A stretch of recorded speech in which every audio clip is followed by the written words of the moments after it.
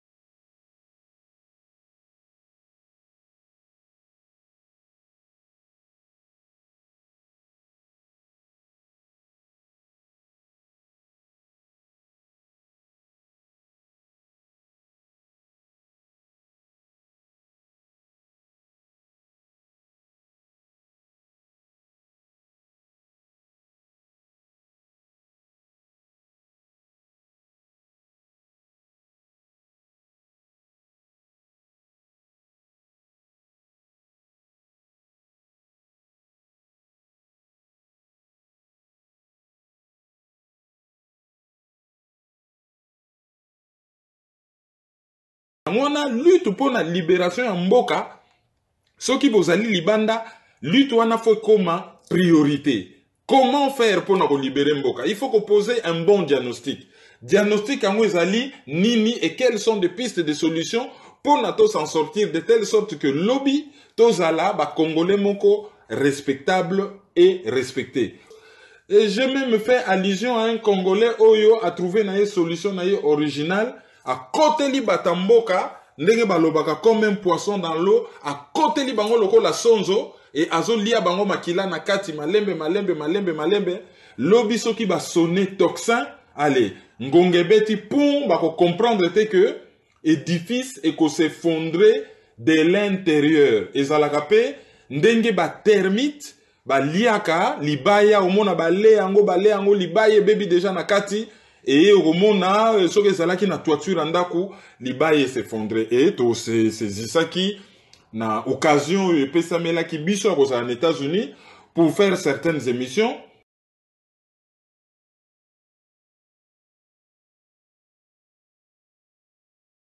Allez, tongato féliciter bana mboka nyonso bazali ko lutter pour na Congo ezali na moko oyo ya lobaka na yete asalaka makambo na ye. Mais abanda à côté la bango neti ngungi a travailler bango de l'intérieur mais comme il se doit. Mukolo bakwa ko yeba eloko ya salaka pona s'implanter na Congo sans ko tia makelele. Mukolo na bat bakoloba oh qu'est-ce qu'il est ingénieux et intelligent notre frère. Sur ce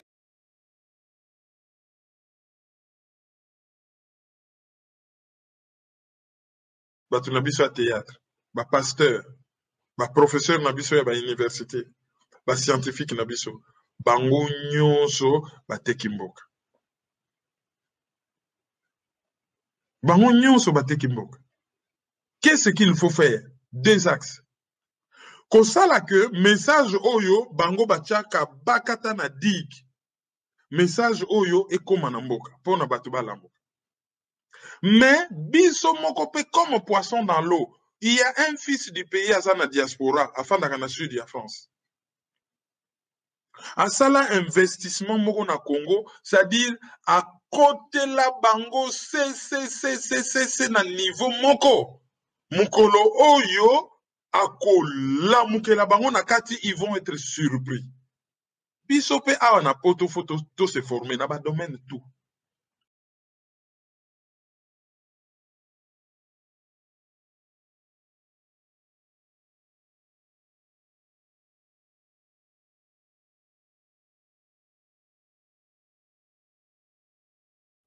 Oyo ayebi koloba aloba, oyo ayebi stratégie asala stratégie, mais oyo aza na mbongo acha mbongo. Il faut battre se cotiser, il faut battre mbongo.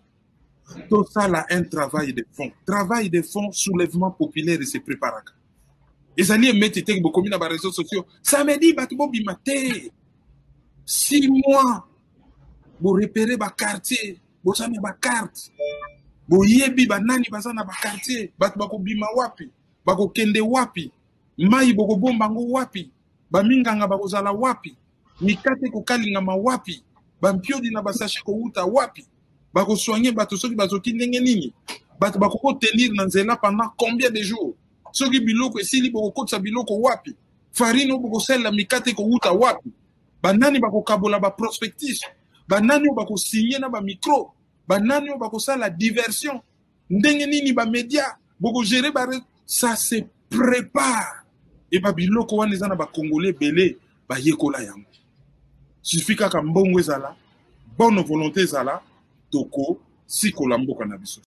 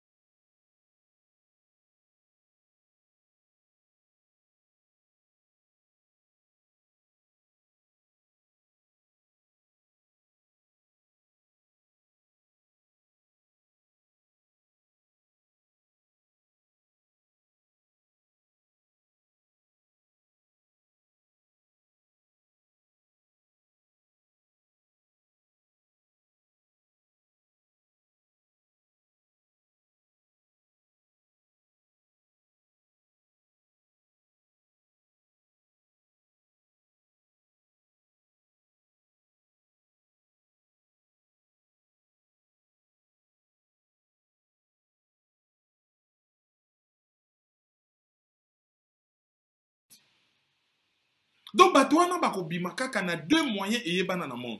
Ou ndenge bayaki par Masasi, ou par ba moyen supérieur na Masasi, c'est le soulèvement populaire. C'est quelque chose qui se prépare minutieusement. Et jouaka temps, 3 mois, 6 mois, 1 année. Batu bako kota maki, na ba carte, bazana ba pins na mur, pardon. Ba yebi ba ville nyonso. Tozana batu combien, bazana ba carte ba ville. Batu bako lia nini, batu bako manipuler batu ndenge nini, ba nani bako gérer ba réseaux sociaux, ba téléphone ko uta wapi, ba minganga bako uta wapi, ba infirmier bako uta wapi. L'herbe monaki na place Tahir, l'herbe monaki Ishrak na Algérie. C'est des choses qui sont minutieusement préparées. Et ça dit que leader moka la mungi na tongo, les 18 tongo no tambola. Bon, 3000 personnes, 2000 personnes, babimi, ah, namutuka, bou, bah, tiens, vidéo, moi, live, en direct, bah, gangi, bah, libérer mon toit, pouvoir les infos. Bon, y'a son yinandako. Eh, bon, moni, y'a zo bunda. Non.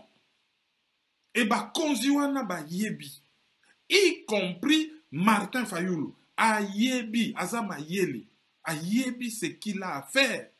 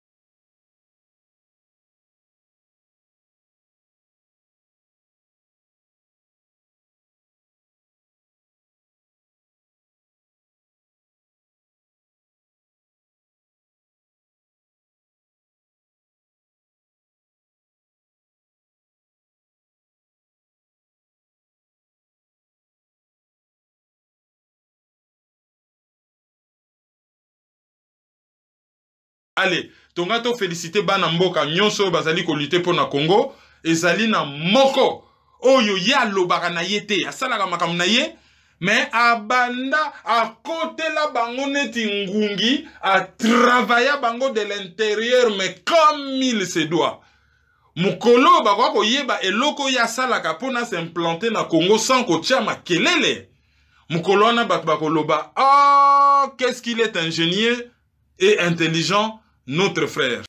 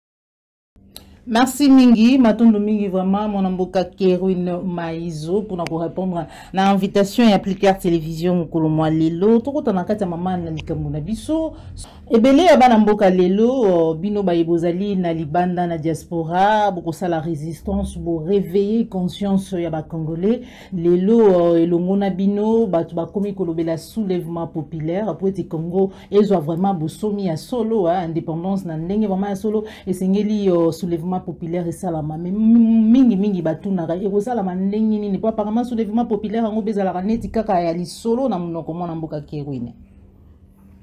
Mais avant tout compte on a soulèvement populaire les alliés locaux la traitement so OK pas munganga a ça la diagnostic et ça la maka de deux façons munganga soit atali ba signe clinique dans soto nayo alobi so kaninyo ache thermomètre na nzoto ezali fièvre nzoto komi moto pourquoi obimi mo bambuma na monoko boye kaka na ba signe clinique à imaginer maladie ozobela à poser diagnostic pour na pesa yo traitement idoine. Quand so azali sûreté atindi na laboratoire osali l'examen koki kozala ya makila ekoki kozala radio scanner tout ça ezali quelque sorte examen ezali ko permettre ye ayeba eloko nini oza nango na nzoto a poser diagnostic. Dernier volet à question na yo ezalaki soulèvement populaire en eza ya masolo. Réponse ezali simple. Soulèvement populaire ndenge na sali démonstration ezali likambo ya lisekité. Soulèvement populaire, ça se prépare, ça prend du temps, ça prend des années, ça se prépare comme un poisson dans l'eau. Les alliés qui ont, bobimana balabala te, kobimana balabala n'est sa manifestation. Alors non, pas tomber qui va se bouger à pompier de matifri, on les alliés émeutes. Pas va confondre avec bobimana balabala manifestation, pas va confondre avec protestation publique, populaire, pas va confondre avec émeute. Na soulèvement populaire, les alliés locaux, soulèvement populaire, les alliés révolution. Il faut des vrais leaders. Ça se prépare. Parce que carte. Ah bon, donc on s'est soulevé. La Kinshasa, carte à Kinshasa, c'est l'indéngénie. Babalaba les alliés wapi. Ceux qui sont ici, bateau awa. Bako qui est hôpital wapi. Ceux qui partent na balabala une semaine. Biloko kollier ko uta wapi. Maye ko uta wapi. Est-ce que tout ça na soda combien bako ko côté la biso. Mindu qui to ko so yango wapi. Tout ça na ba masque pour nous se protéger contre la grenade lacrymogène. Armée basali combien na mboko yo. Kolia na bango ko uta wapi. Ravite ça se prépare.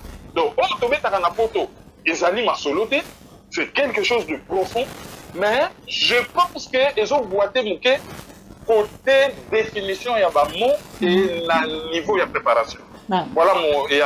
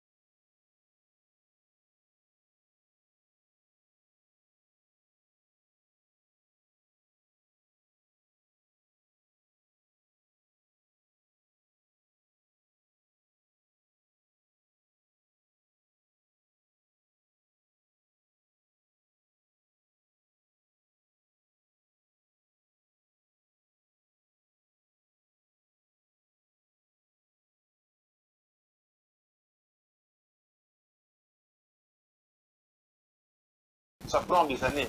Ça se prépare comme un poisson dans l'eau. Mais biso moko pe comme un poisson dans l'eau. Il y a un fils du pays à la diaspora, afin de la sud de la France.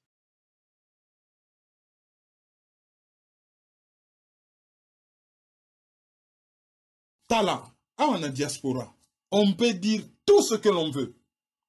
Il faut qu'on dise Moutuloko là, Eric Moulalou. Et sa façon à lui de lutter, oh, Tokoyi Koloba, awate, ezali d'une ingéniosité, il fallait y penser. Moi, na mai, pendant donc, ne lobaka, le verre est dans le fruit.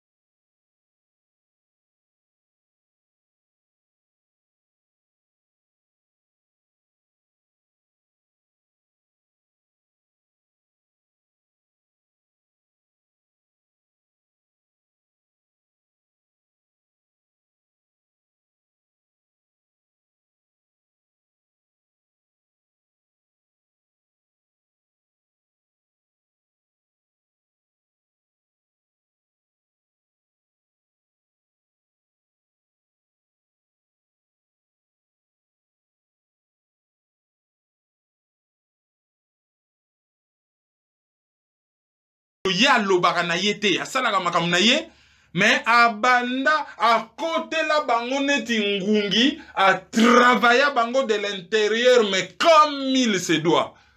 Mukolo bako koyeba eloko ya salaka pona s'implanter na Congo sans kotia makelele. Mukolo na bako loba oh qu'est-ce qu'il est ingénieux et intelligent notre frère.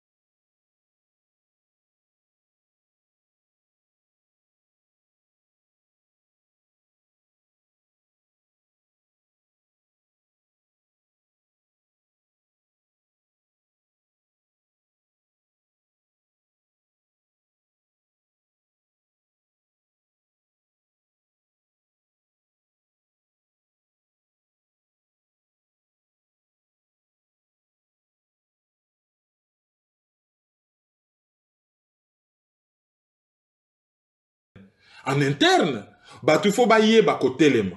Mais avant ba telema, il faut yeba pourquoi bazo telema et comment ba ko telema.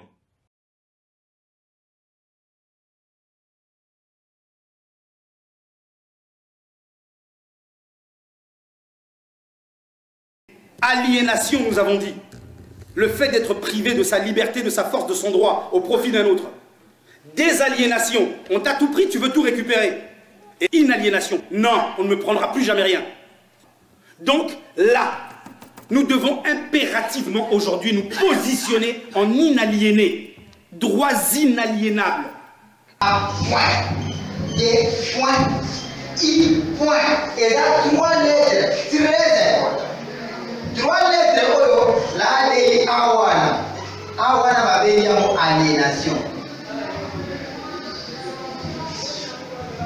On a dit, voilà, bien, A est aliénation. D, oh, il va venir en désaliénation.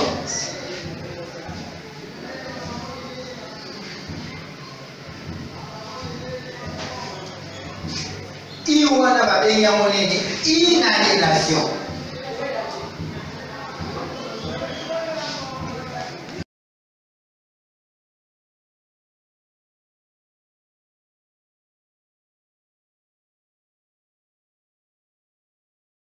On parle souvent de replacer le Congolais au centre du développement. Mais développer quoi, puisqu'il n'y a rien? Ce qu'il y a, vous n'y avez pas accès. Commencez d'abord par entrer dans ce processus. Arrêtons avec le déni, reconnaissant que nous sommes aliénés. Aliénation, nous avons dit. Le fait d'être privé de sa liberté, de sa force, de son droit, au profit d'un autre. Désaliénation, on t'a tout pris, tu veux tout récupérer. Et inaliénation, non, on ne me prendra plus jamais rien. Donc là, nous devons impérativement aujourd'hui nous positionner en inaliénés, droits inaliénables.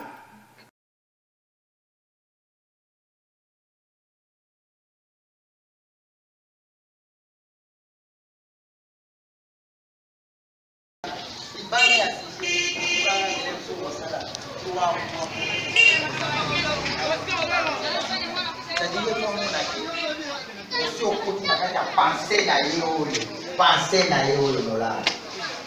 Aussi au premier mois moko ya ye. On a passé la bombe atomique.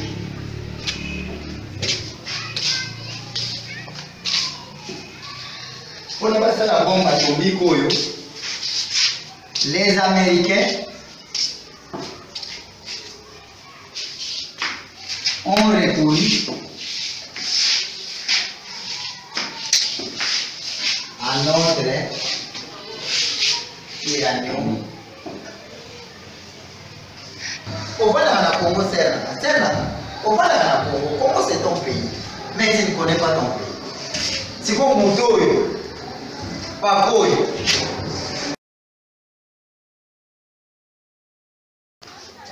Moi qui suis devant vous, je ne savais rien. Naïba Yelode. Hein? Nazari kani bino bozabu. Mais nanteki matoi na.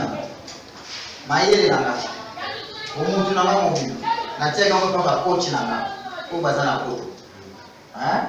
Et pas ya président nga Eric Moula. Na ba conseil na. Na ba kuna ya bana kotini na. Lelo ya mo molinga nazali bosona bino. Et là, les la communication qu'on a tout fait. Vous devez être efficace. Soyez efficace. Il faut être clair, calme, concentré, poli. Il faut être efficace. Il faut éviter les lagos.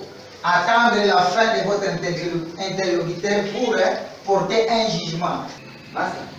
Pour l'efficace. Les lobby pour la responsabilité pour assumer. Nalimi lobby to lobby zoya yope osaladi okomarulanga mais ole kangai.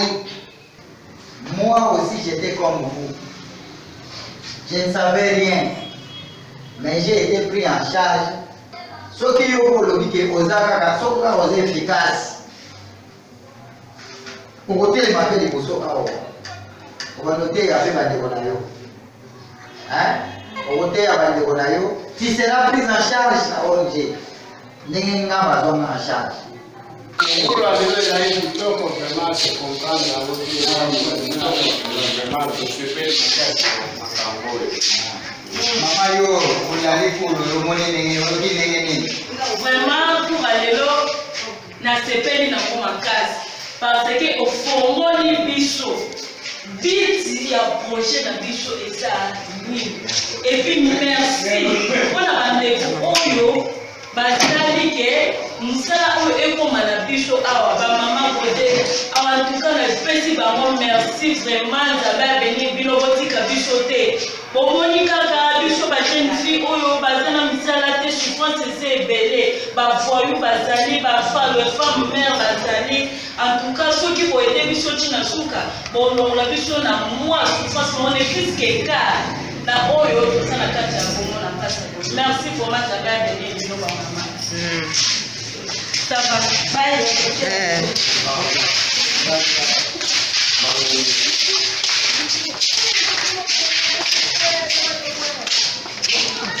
La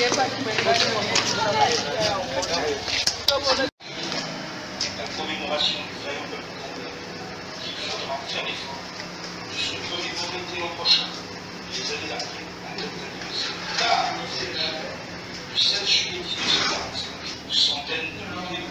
habitué aux mines d'exploitation d'uranium à Chine-Colombe. Il n'y a pas de la chômage et de la communauté. Il y a aussi la chômage congolaise communauté. C'est la pensée là. Oyogini. Israël, c'est-à-dire sont réclamés par tout un ambition. Tout un ambition par Congolais.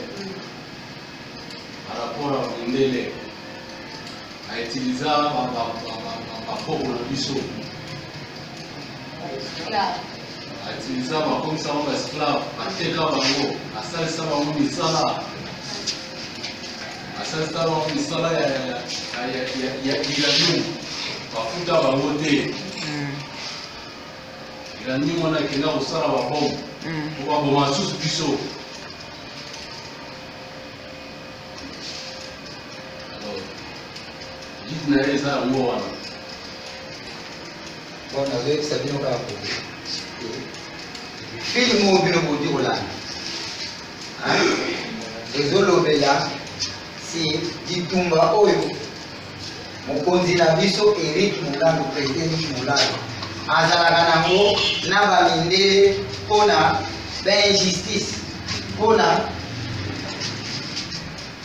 koreklame droit na biso bacongolais epa bamindele soko okomprendre te tunanga po nyonso ozomona patrona motakotisangango na kati ya motu vision na ye makambo nyonso ewuti epa na ye akotisangango na motu na linyo eza mpe na motu nanga ekota mpe kati na bino sadi soko okomprendre te tunanga kestion tomoninga na nzela papa oyo bona comprendre te nakoexplike yo c'est mon devoir droit na bino ezali koyeba devoir nanga ezali nakotisa binongo na kati mbomela ngo ndenge nga mpe namela ye bino mpe bomela biloko wana olandi baba yango wana siko balobi na biso tous les diagnostics établis par l'équipe lesquels conduisent à l'observation idéologique d'une doctrine appelée l'ADI. Au Cameroun, balobi na biso nini doctrine na biso eza nini l'ADI. Doctrine nango ezali A D I. Tangango bien lelo tosirvolango na likolo mais lobi tokoya kofanda lobi takokoya tokoya kofanda po tolobela sire l'ADI dans toute sa quintessence. Lobi nakoexplike bino tokokota sur l'ADI aditer mais l'ADI po eza teko eza momoko eza A point D point I point eza 3 lettres très importantes. 3 lettres oyo l'ADI awana babengi yango aliénation. Olandi olandaka bien A ezali aliénation, D oyo babengi yango désaliénation,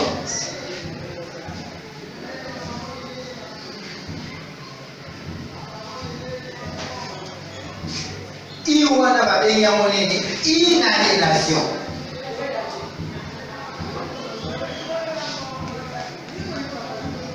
Aliénation, nous avons dit. Le fait d'être privé de sa liberté, de sa force, de son droit, au profit d'un autre.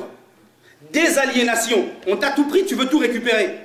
Et inaliénation, non, on ne me prendra plus jamais rien. Donc là, nous devons impérativement aujourd'hui nous positionner en inaliénés, droits inaliénables. Au moins, les significations, il y a ADI, il y a mot. Aliénation, désaliénation et inaliénation. C'est-à-dire, certains processus, quand ils ont un A, pour y avoir un I, et bandi na A, pour y avoir un I. Yo pour nous manéger pour y avoir, so comme A, pour dire la wana te, tu dois continuer ta marche. Faut continuer au temps. Pour le manéger pour y avoir un I, so comme A, au communing valobi un comportement moderne. C'est-à-dire que yo nous avons, on a la souveraine. Mboka eza mboka na yo kozala souverain. C'est-à-dire que yo ozala ozala souverain. Mboka eza mboka na yo kozala souverain. Qui consacre l'affirmation de l'indépendance et la souveraineté de de la RDC qui consacre l'affirmation de l'indépendance et la souveraineté de la RDC.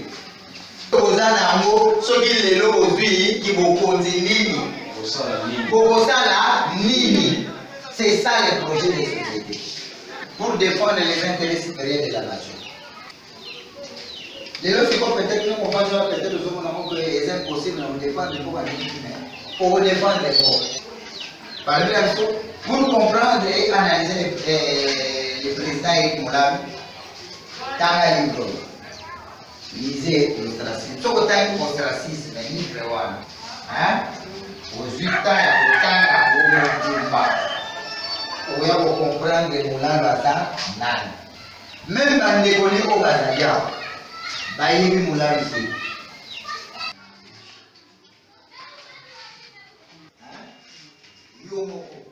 Ça le faut. Créer.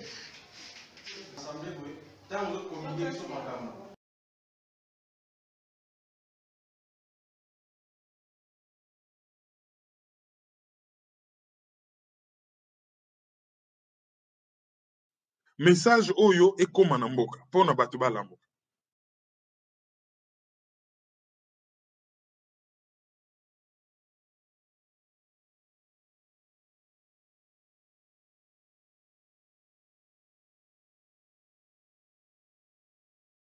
Le jour où il m'a expliqué ce qu'il a fait et comment il a fait, j'étais étonné, mais il l'a fait.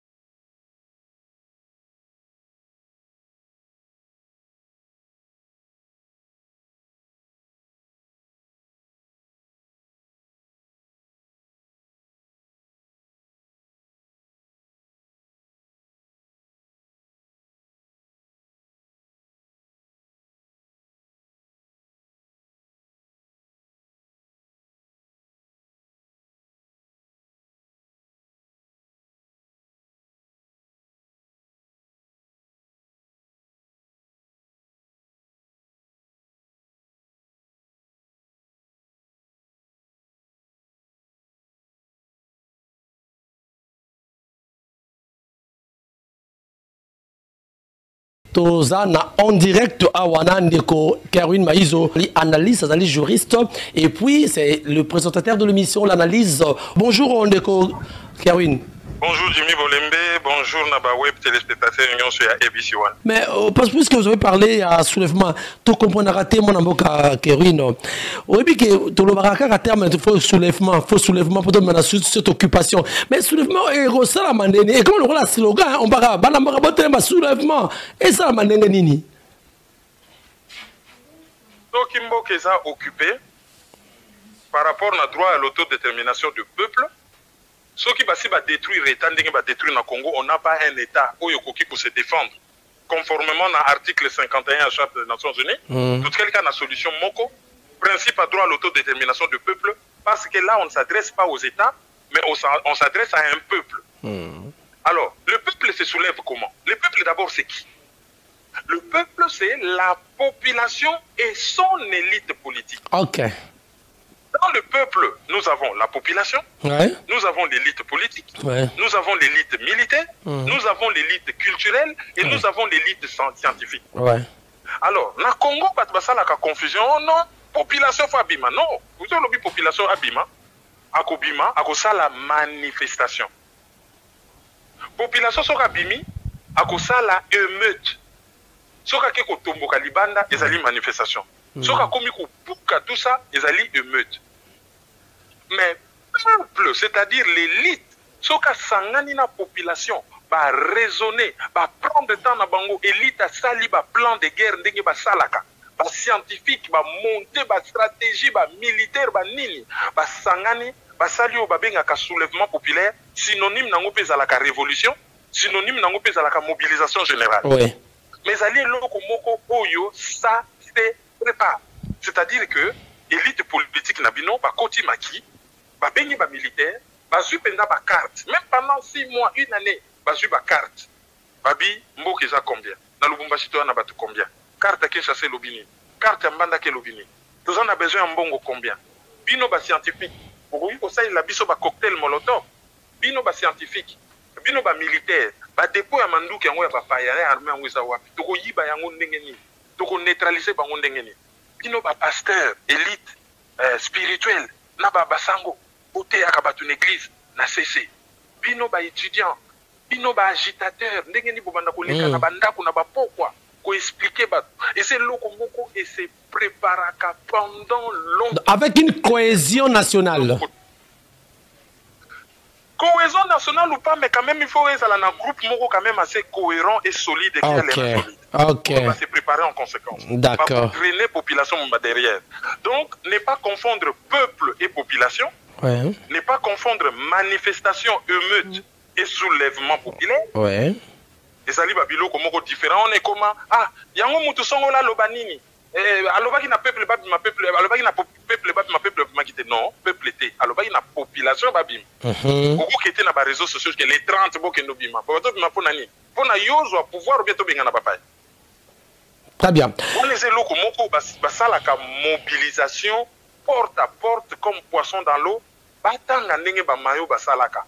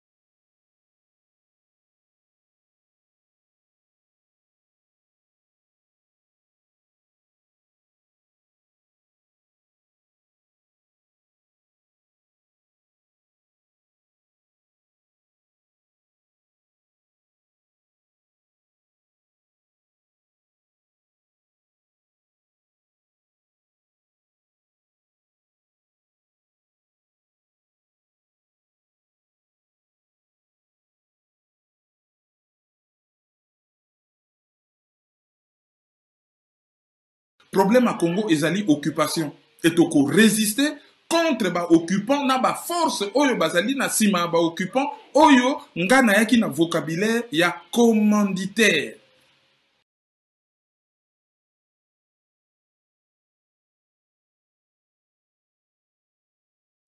Na betelaki bino dernièrement masolo ya rapport ya CIA. Nalobi bon CIA bimisaki rapport à mois de mars. Nazaka muta liboso ya kobetela bino lisolo wana. Et na kati ya rapport wana tomoni kaka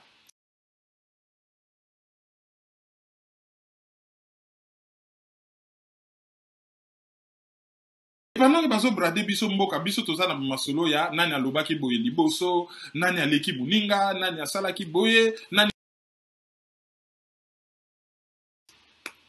nazaka muta liboso ya kobetela bino lisolo wana. Et na kati ya rapport wana tomoni kaka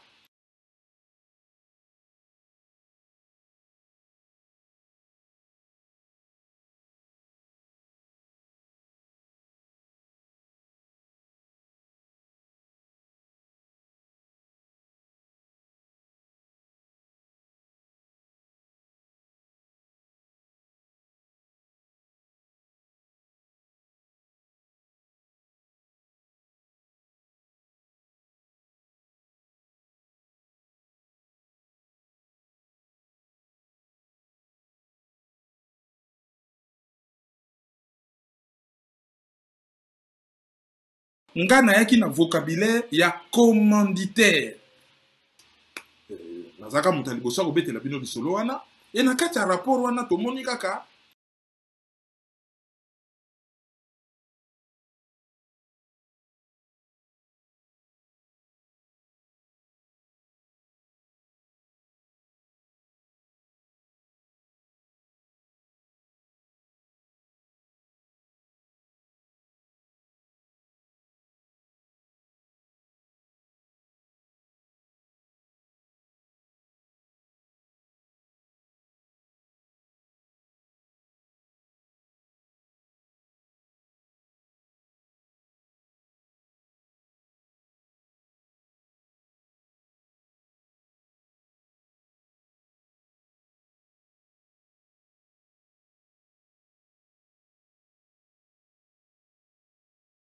et sa façon en lui de lutter, oh tokoyi koloba awate, ezali d'une ingéniosité, il fallait y penser.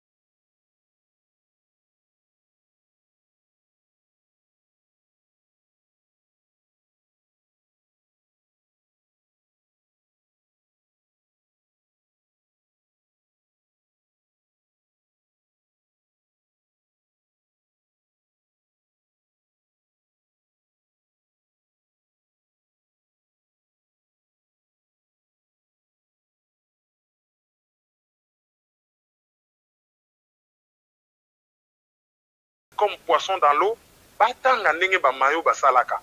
Batali alobi bon, tout ça la neti mao. On va maintenant agir comme poisson dans l'eau. Comme poisson dans l'eau, batanga ndenge ba mayo basalaka.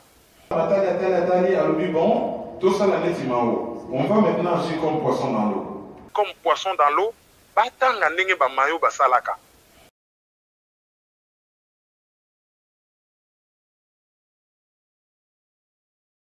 Et sa façon en lui de lutter, oh tokoyi koloba awate, ezali d'une ingéniosité, il fallait y penser. Moi na ma ipenza donc ne balobaka le verre dans le fruit. À côté li bango malembe c'est et il tisse sa toile petit à petit.